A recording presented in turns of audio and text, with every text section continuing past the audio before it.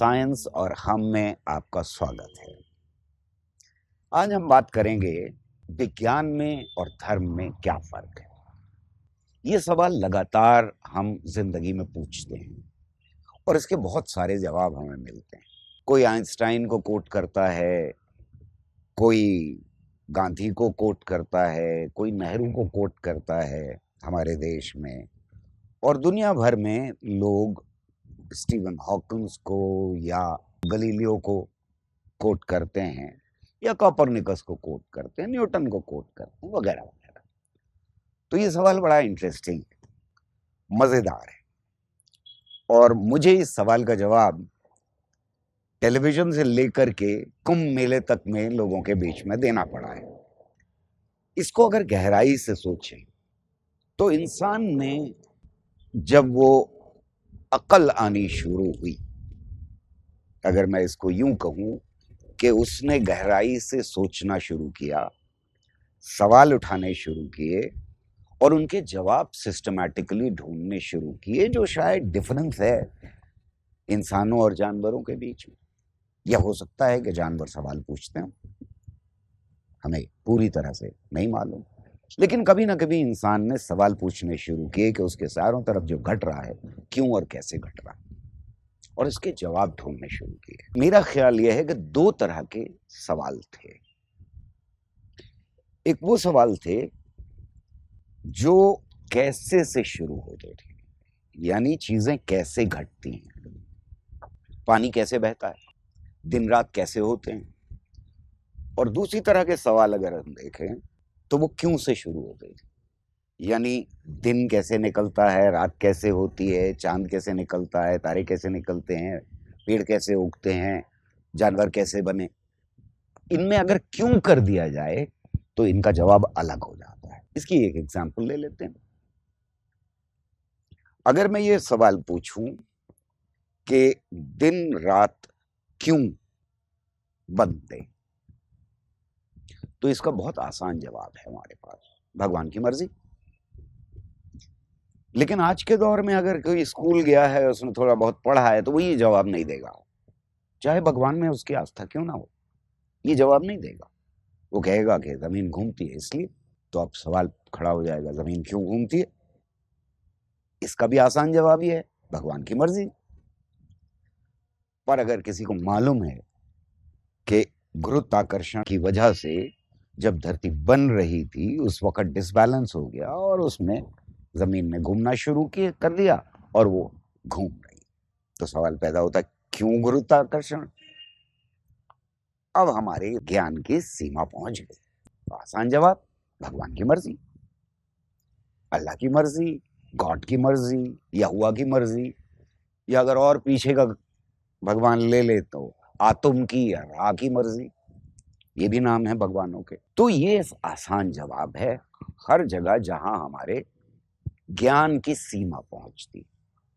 पर अगर इसी सवाल को हम कैसे से पूछना शुरू करें तो जरा गड़बड़ हो जाती है। यानी पूछा, हम पहुंचे यहां तक कि जमीन घूमती है, गुरुत्वाकर्षण की वजह से घूमना शुरू किया उसने, सेंट्रीपिटल फोर्स था, सेंट्रीफ्यूगल फोर्स था, वगैरह वगैरह, ये सारी चीजें कॉम्प्लेक्स चीजें, और फिर पहुंच गए हम अपने ज्ञान की सीमा पर। तो फिर हमारा जवाब ये नहीं हो सकता कि कैसे में, हमारा जवाब ये नहीं हो सकता कि भगवान की मर्जी। कैसे में हम कहेंगे कि मुझे नहीं मालूम, पढ़ के बताऊंगा, मुझे नहीं मालूम, मैं किसी वैज्ञानिक से पूछ के बताऊंगा, मुझे नहीं मालूम लेकिन मैंने पूछा और वैज्ञानिकों को भी नहीं मालूम, तब कहेंगे अभी शोध चल रहा है, शायद इस सवाल का जवाब अगली नस्लें दें। और यही एग्जैक्टली हो रहा है जो ब्रह्मांड की कहानी साइंस बताती है उसमें, कि हमें नहीं मालूम कि इस ब्रह्मांड के बनने में बिग बैंग के बाद 10⁻³ सेकेंड से पहले क्या हुआ। शोध चल रहा है, शायद इसका जवाब कल को मिल पाए। ये मैं कहानी क्यों सुना रहा हूं? क्योंकि बात तो मुझे करनी थी धर्म और विज्ञान के फर्क के ऊपर। ये मैं इसलिए बता रहा हूं कि मेरी समझ के हिसाब से धर्म का जो बेसिक क्वेश्चन होता है, जो मूल सवाल है, वो क्यों से शुरू होता है। और इसलिए हम बहुत आसानी के साथ भगवान, अल्लाह, गॉड, यहोवा को इन्वोक करते हैं और हमें जवाब पूरा मिल जाता है। साइंस का सवाल यानी मूल सवाल, बड़ा सवाल, जिसको मैं सोफिक या अंग्रेजी में मेटा क्वेश्चन कहता हूं, वो हमें कैसे से शुरू होता हुआ दिखाई देता है। वो हमेशा कैसे से शुरू होता है। ये तो एक बड़ा फर्क दोनों के बीच में है जो मुझे नजर आता है, लेकिन इसके अलावा और बहुत सारे फर्क हैं। यानी मैं समझता हूं कि सारे धर्म, सारे मिथक, रियलिटी, यानी जो कुछ हमारे चारों तरफ घट रहा है और जो सवाल हम पूछ रहे हैं, उनका जवाब देने की कोशिश है। तो हमें धर्मों को इस तरह से देखना चाहिए कि वो मानवता के इतिहास में कुछ इंसानियत के मूल सवालों के जवाब देने की इंसान की कोशिश है। अब उसमें दोनों तरह के सवाल हैं। एक जो सृष्टि से जुड़े हुए हैं, यानी ये ब्रह्मांड कैसे पैदा हुआ, सूरज कैसे पैदा हुआ, चांद कैसे पैदा हुआ, जमीन कैसे पैदा हुई, जानवर कैसे पैदा हुए, हम कैसे पैदा हुए, वगैरह वगैरह। और दूसरे समाज से जुड़े। इन दोनों के बारे में सवाल पूछे, क्यों होता है, और उनके जवाब मिले। लेकिन दूसरा तरीका जो इंसान ने अपनाया, जो मानवता ने अपनाया, उसे हम विज्ञान का तरीका कहते हैं। और इसलिए हमें यह समझना जरूरी है कि इन दोनों में क्या फर्क है। तो पहला फर्क तो मूल सवाल पूछने के तरीके में। दूसरा बड़ा फर्क अगर हम लें तो हमें यह दिखाई देता है कि विज्ञान की सीमा हमेशा फैलती रही। एक ही सवाल को बार बार पूछा गया है, ये धरती कैसी है, इसका क्या आकार है, पहले चपटी, फिर गोल, ब्रह्मांड के केंद्र में, फिर केंद्र से बाहर, फिर ये सूरज चांद इसके चारों तरफ घूमते थे, पर ये घूमने लगी, सूरज चांद में घूमना बंद, वगैरह वगैरह। ये सारे बदलाव लगातार आते रहे। यानी सवाल वही था कि इस ब्रह्मांड का क्या आकार है, जवाब अलग अलग आते रहे। जिसका मतलब ये है कि साइंस में लगातार बदलाव साइंस को परिभाषित करता है। सवाल पूछा गया, जब नया डाटा आएगा, जब नए आंकड़े आएंगे, जब नई ऑब्जर्वेशंस होंगी, तो हो सकता है कि जवाब पूरी तरह से बदल जाए। और इसको हम अंग्रेजी जबान में पैराडाइम शिफ्ट होना कहते हैं। यानी फिर उसके बाद साइंस के लिए बड़े बड़े नए दरवाजे खुल जाते हैं। ऐसे बदलाव साइंस के अंदर आता है। धर्म के अंदर ऐसा नहीं हो सकता। धर्म के अंदर जो सच है वो हमेशा का सच है। यानी एक बार ग्रंथ में लिख दिया गया, कुरान में लिख दिया गया, शास्त्रों में लिख दिया गया, बाइबल में लिख दिया गया, वो हमेशा का सच हो गया, आप उसे बदल नहीं सकते। पर साइंस में ऐसा नहीं होता।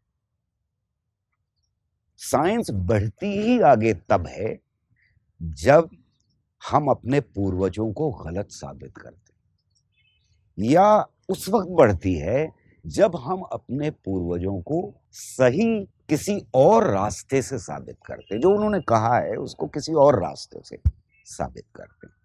वरना साइंस का कोई मतलब नहीं है। मैं अगर कहूं कि मैंने E=mc² निकाला है साहब और मैं बड़ी तोप चीज हूं, तो लोग कहेंगे पागल हो भाई, आइंस्टाइन पहले ही कह गए, तुम क्या नई बात कह रहे हो।